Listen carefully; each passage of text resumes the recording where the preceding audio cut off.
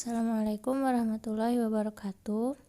We are from group 6 with me Raisa Syahidah, my friends Vicky Lila Septianti and Mita Hapipah.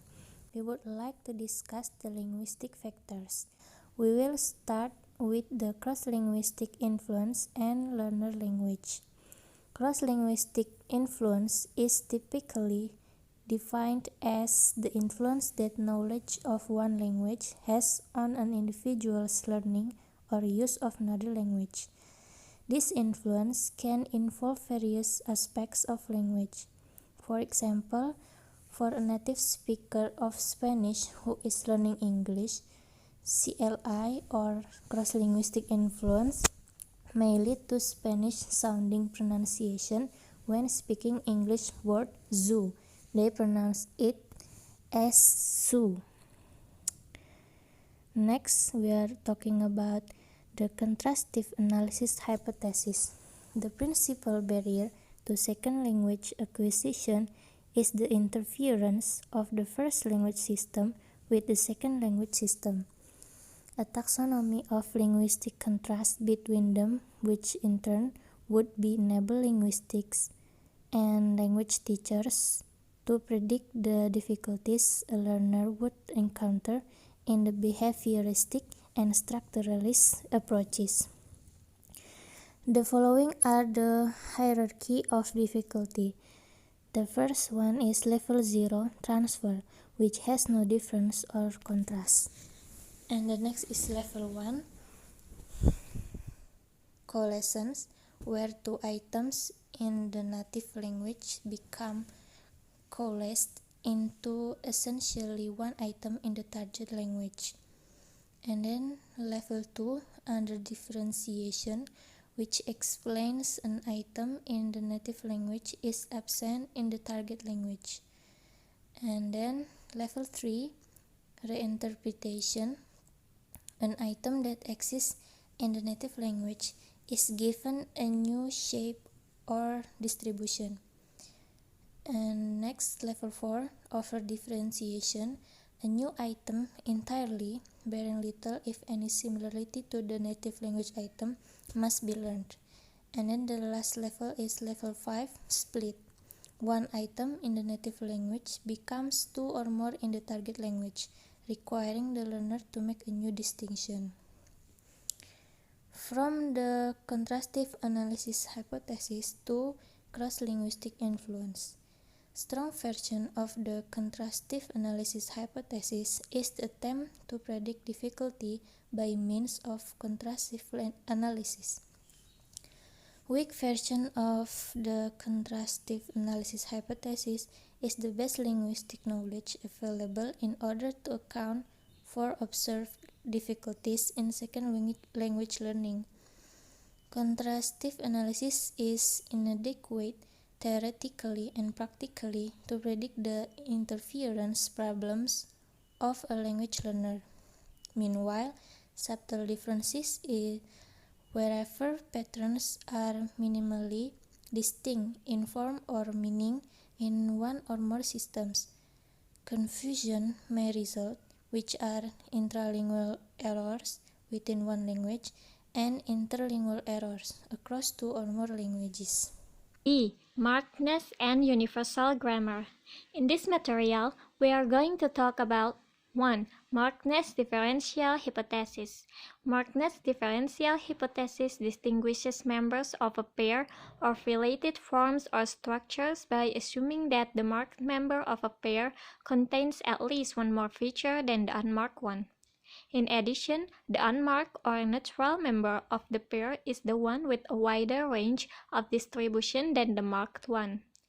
Marked items in a language will be more difficult to acquire than the unmarked, and that degrees of markedness will correspond to degrees of difficulty. Marked structures are acquired later than unmarked structures. Meanwhile, universal grammar is linguistic universals in general. And then there is competition model, which is when strictly formal options for interpreting meaning to appeal to the first language have been exhausted, Second language learners naturally look for alternative competing possibilities to create meaning. Learners are not exclusively dependent on formal linguistic features as their only tools for deciphering the target language. 2. Learner language. Learner language is production data is publicly observable and is presumably reflective of a learner's underlying competence. Meanwhile, second language learning is a process of the creative construction of a system in which learners are consciously testing hypotheses about the target language from a number of possible sources of knowledge. Here we got interlanguage, which is the separateness of a second language learner system, a system that has a structurally intermediate status between the native and the target languages. Meanwhile, approximative system is the successive approximation to the target language. Also, we got idiosyncratic dialect here, which is the learner's language is unique to a particular individual, that the rules of the learner's language are peculiar to the language of the individual alone. The second language learners are forming their own self-contained linguistic systems. C. Mistakes and errors. Mistake is a performance error that is either a random guess or a slip, in that it is a failure to utilize a known system correctly, and it can be self-corrected. Meanwhile, error is a noticeable deviation from the adult grammar of a native speaker, reflects the competence of the learner. It reveals a portion of the learner's competence in the target language. An error cannot be self-corrected, according to James, while mistakes can be self-corrected if the deviation is pointed out to the speaker. If no such self-correction occurs, we are still left with no means to identify error versus mistake.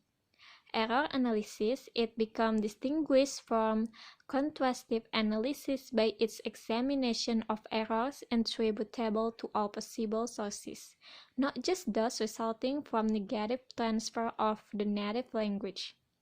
The following are the sources of error. First is interlingual transfer, which is the beginning stages of learning a second language are especially vulnerable to interlingual transfer from the native language or interference. Second is intralingual transfer, which is the negative intralingual transfer or overgeneralization. Third, context of learning, which induce error and idiosyncratic dialect. And fourth, communication strategies, which is the production strategies, word coinage, circumlocution, false cognates, and prefabricated patterns can all be sources of error. D. Stages of learner language development. First, random error or pre-systematic. The learner is only vaguely aware that there is some systematic order to a particular class of items. 2. Emergent. The learner is growing in consistency in linguistic production. 3. Systematic. The learner is now able to manifest more consistency in producing the second language. The learner can correct their errors when they are pointed out to them. And 4th is stabilization or the post-systematic. The learner has relatively few errors and has mastered the system to the point that fluency and intended meanings are not problematic. The learner has an ability to self-correct. E. Variation in learner language. The gradual diffusion. First, incorrect forms of language in emergent and systematic stage of development coexist with correct forms. Then the incorrect forms are expunged. Capability Continuum Paradigm by Elaine Theron.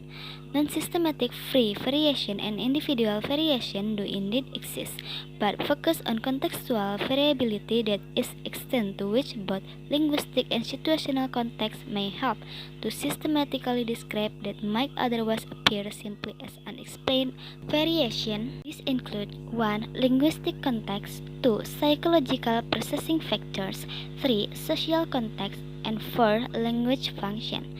Variable competence model by Rod Ellis. Internal picture of the learner, plan versus unplanned discourse.